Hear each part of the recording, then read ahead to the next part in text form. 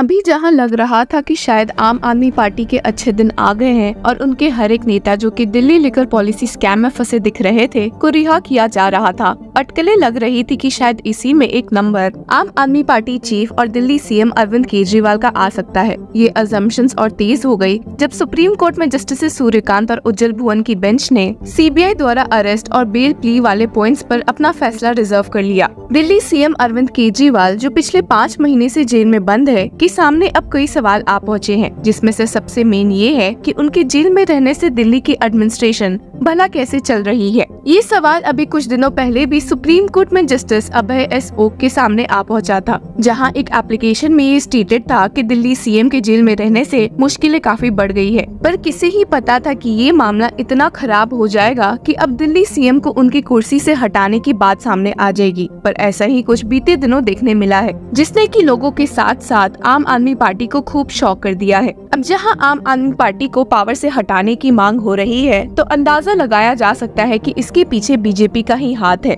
और अब बातों के अलावा ये मामला एक्शन में भी आ चुका है। पीएम नरेंद्र मोदी की पार्टी इतना बड़ा कदम उठा सकती है, शायद आम आदमी पार्टी को नहीं पता था, पर ऐसा ही कुछ देखने को मिला है। और क्या दिल्ली में अब प्रेसिडेंट्स रूल लगाने का वक्त आ चुका है, हम आगे देखेंगे। मामले की शुरुआत होती है कुछ बीजेपी एमएलएस की प्रेसिडेंट डॉक्टर द्रौपदी मुर्मू के साथ मीटिंग से ऑन अगस्त 30, जिसमें leader of the opposition in the Delhi assembly Vijender Gupta भी मौजूद थे। इस मीटिंग में बीजेपी ने सबमिट किया है कि दिल्ली सीएम अरविंद केजरीवाल के जेल में रहने से एडमिनिस्ट्रेशन बिल्कुल अच्छे से नहीं चल रही है, और जिसके साथ ही उन्होंने आम आदमी पार्टी को पावर से रिमूव करने की मांग की है। जी हाँ, आपने सही सुना। बीजेपी ने प्रेसिडेंट को एक मेमोरेंडम लिखते हुए साइट किया है the constitutional crisis caused by Delhi chief minister Arvind Kejriwal's imprisonment and the delay in administrative work. They requested that the आम Aadmi party government be dismissed. सिर्फ यही नहीं बल्कि आए दिन एलजीबीके सक्सेना और आम आदमी पार्टी में भी तनाव बढ़ते जा रहे हैं, जहां बिना एक दूसरे को कंसल्ट किए हुए काम हो रहा है। इस शौक से अभी आम आदमी पार्टी उभरती ही थी कि एक अलग एक्शन इस केस में अब प्रेसिडेंट डॉक्टर द्रौपदी मुर्मू ने भी ले लिया है, जब उन्होंने बीजेपी एमएलए द्वारा दिए गए मेमोरेंडम को मिनिस्ट्री ऑफ होम अफेयर्स के पास फॉरवर्ड कर दिया है। ये memorandum which is demanding the dismissal of the आम Aadmi party government in Delhi के पास होने से अब दिल्ली सीएम अरविंद केजरीवाल के लिए मुश्किलें और बढ़ चुकी है, जो कि तिहाड़ जेल में बंद दिख रहे हैं। हालांकि लोगों का मानना है कि ये सारे काम बस इसलिए हो रहे हैं क्योंकि कुछ समय में दिल्ली में लेजिस्लेटिव असेंबली होने वाले हैं, और जिसमें पिछले कई समय से बीजेपी हार रही है। इसी वजह से आम आदमी पार्टी ने अब बीजेपी और पीएम नरेंद्र मोदी की सरकार को खूब फटकारा है। और इस केस में आम आदमी पार्टी लीडर आतिशी ने क्या कहा है, एक नजर डाल लेते हैं।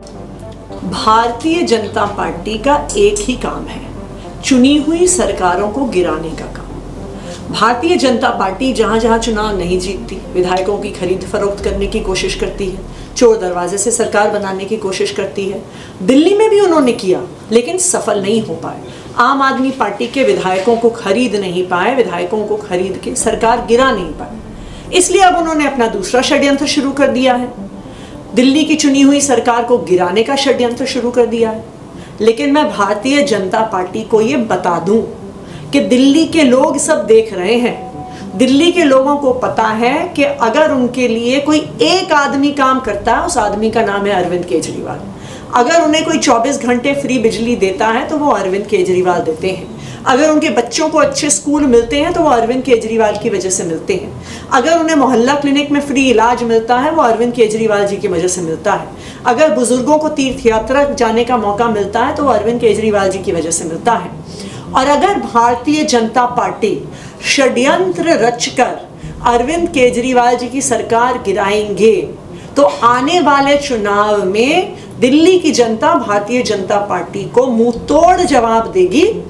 आज दिल्ली विधानसभा में 8 विधायक हैं उनके। अगर राष्ट्रपति शासन लगाया तो अगली बार भारतीय जनता पार्टी की 0 सीट आएंगी, ये मैं दावे के साथ कह सकता हूँ। लगता है चुनाव टालने की ये कोशिश, अगर ऐसा किया जाता है तो कि चुनाव टाला जाए। देखिए, चुनाव आज हो, चुनाव फरवरी में हो, चुनाव उसके 2 महीने बाद हो, चुनाव आम आदमी पार्टी ने जीतना है, अरविंद केजरीवाल जी ने जीतना है, क्योंकि दिल्ली के लोग अरविंद केजरीवाल जी से मोहब्बत करते हैं। हमने देखा कि पिछले दिनों केंद्र सरकार ने राज्यपाल की शक्तियाँ कुछ और बढ़ा दी। आप लोगों की कई कंप्लेन एमएचए को फॉरवर्ड की गई है, तो आपको लगता है कि उन सबको एक तरह से कंपाइल करके कार्रवाई की जा सकती है अगर ये होता है तो? जैसा मैंने कहा, भारतीय जनता पार्टी अगर अरविंद केजरीवाल जी की सरकार गिराने की कोशिश करती है तो दिल्ली की जनता मुंह तोड़ जवाब देगी। उनकी अभी 8 सीटें हैं 70 में से दिल्ली विधानसभा में। चुनाव के बाद उनको 0 सीटें आएंगी, ये मैं दावे के साथ कह सकती हूँ। और वहीं सौरभ भारद्वाज की बातों पर भी एक नजर डाल लेते हैं। देखिए, ऐसा लग रहा है कि बीजेपी ने शायद कोई सर्वे करा लिया है और जो भारतीय जनता पार्टी पहले कूद रही थी कि दिल्ली के अंदर अब अरविंद केजरीवाल को हराएंगे और भारतीय जनता पार्टी की सरकार बनाएगी, वो हौसले भारतीय जनता पार्टी के पस्त हो गए और भारतीय जनता पार्टी को मालूम पड़ गया कि अरविंद केजरीवाल के साथ चुनाव में जीतना संभव नहीं है। इसलिए अब दोबारा से चोर रास्ते से दिल्ली के ऊपर कब्जा करने के लिए अपनी उनकी राष्ट्रपति, अपनी उनकी एमएचए, अपने उनके एलजी, अपना उनका प्रतिनिधिमंडल, तो ये बेवकूफ किसको बना रहे हैं? तो सब एक ही तो है। तो ये जब फैसला कर लेंगे तभी हो जाएगा। बाकी ये तो इन्हीं के लोग हैं। कोई राष्ट्रपति पद पे बैठा है, कोई एमएचए में बैठा है, कोई जो है प्रतिनिधिमंडल बन के बैठा है, कोई जो एलजी साहब बन के बैठा हुआ है। ये एक ही तो लोग हैं सारे के सारे, चिट्ठियां दे रहे एक दूसरे को। मगर एक बात साफ है कि इन्हें बात पता चल गई है कि दिल्ली में अरविंद केजरीवाल से चुनाव नहीं जीता जा सकता। I think if you go and talk to any industrial area in Delhi, whether it is Okhla, whether it is Narayana, whether it is any other industrial area, they will tell you DPCC per se is a corrupt department.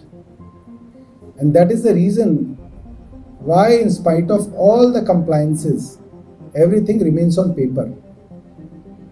They take money from the businessmen on a monthly basis or a yearly basis and put all those compliances in the same drain which goes into Yamuna.